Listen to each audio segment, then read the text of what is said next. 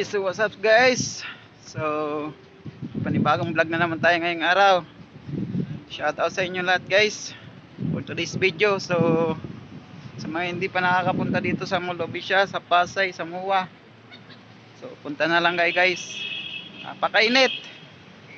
So wala pang tao ngayon, kunti pa lang. So shout out nga pala sa mga nanonood ulit sa akin ng mga vlog ko dyan. Shout out sa inyo lahat, lalo sa mga followers ko, mga baguhan pa lang. Shout out sa inyo. Lalo na rin sa mga katrabaho ko dyan, Shayan Travelers in Hotel at sa probinsya namin sa Bicol. Shout out rin sa inyo lahat guys. Lalo na dyan sa kapatid ko, Tol, shout out sa iyo dyan sa Cainta Rizal. So shout out rin sa inyo dyan. At sana magkita ulit tayo sa susunod. So dami ngayon. Ang dami ngayon mga ano, hindi ko alam kung anong mga puno yun. Napaka init, grabe init. Buti kinaya ko magbike ngayon.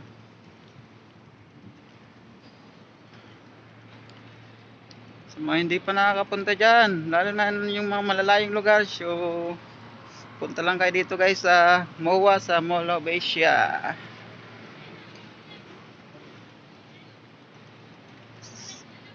Lalo na sa mga friendly bikers Philippines, shout out sa inyo lahat guys, sa mga kabike ko dyan.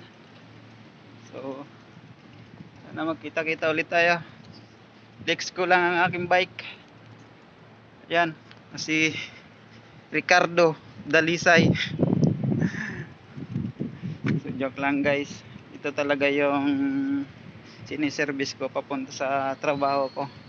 At syempre kasama na rin yung mga bike dyan pag walang pasok, lalo na yung kapag rest day ko. So ito yung ginagamit ko guys. So ayun guys, kailangan muna natin magpahinga. Shoutout nga pala sa inyo lahat dyan.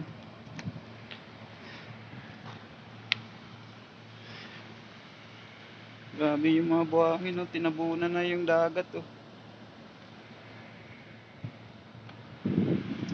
Dati kasi napakaganda nito guys, itong Molobisha ngayon. Dati napakaganda to. Ngayon medyo di na masyado pinupunta ng mga tao kasi sabi nila medyo pumapangit na daw. Hindi na daw nakikita yung mga tanawin dito sa Molobisha, sa dagat, kasi natatabunan na ng mga ng buhangin yung dagat. Iwan ko kung anong gagawin dito. Sabi nila tatayan daw ng mga building, hindi ko lang alam. So marami kasing mga issue tungkol dito. So hindi ko na kailangan mangialam guys. So ayan guys, pinapaano ko lang sa inyo. So hindi ko naman kayo pinipilit na kung gusto nyo pumunta dito, so punta na lang kayo dito guys sa Pasay, sa Molobisha. Dito lang yan sa Manila guys. So shout out nga pala dyan sa mga dyan, sa mga followers ko, at lalo na sa probinsya ng aking partner sa Mindanao. So shout out rin sa inyo guys, sa mga nakakilala sa akin dyan. Shout out sa inyo. So mamaya, ang pasok ko mamaya alas 6 ng gabi, tapos ang out ko bukas ng umaga 6 to 6 ako, 12 hours. So mas okay na yung straight lagi tayo sa trabaho para hindi lagi stress.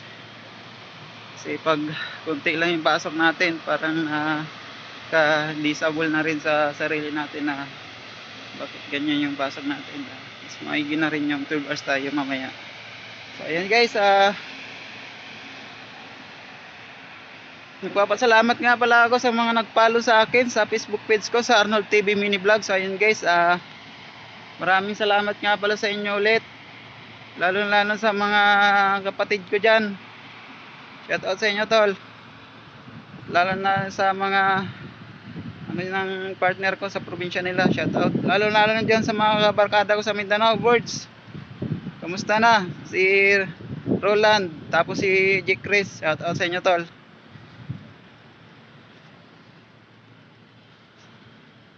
Ayun guys, maya pauwi na rin ako. So yun, no? Napakainit. So siguro i-parking ko muna tong bike ko, medyo mainit.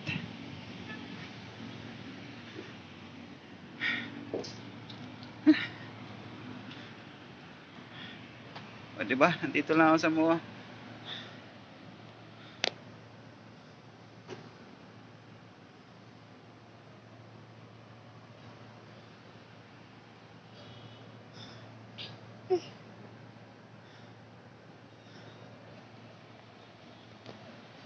Let's go.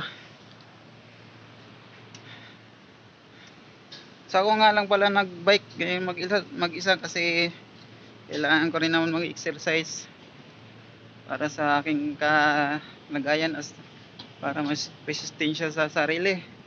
Hindi yung lagi na lang tayo trabaho, trabaho, bahay, trabaho, bahay, trabaho, trabaho, bahay. So mas maganda yung exercise naman tayo. So ayun guys, hanggang dito lang yung pa-vlog ko guys. Maraming salamat nga pala sa inyo sa panonood. So hanggang dito na lang guys. So paki-like and share na rin yung aking video. So ayun guys, huwag kalimutan mag-like and comment, share. So ayun guys, maraming salamat nga pala sa inyo. So hanggang dito na lang guys. Maraming salamat nga pala sa inyo. Peace out.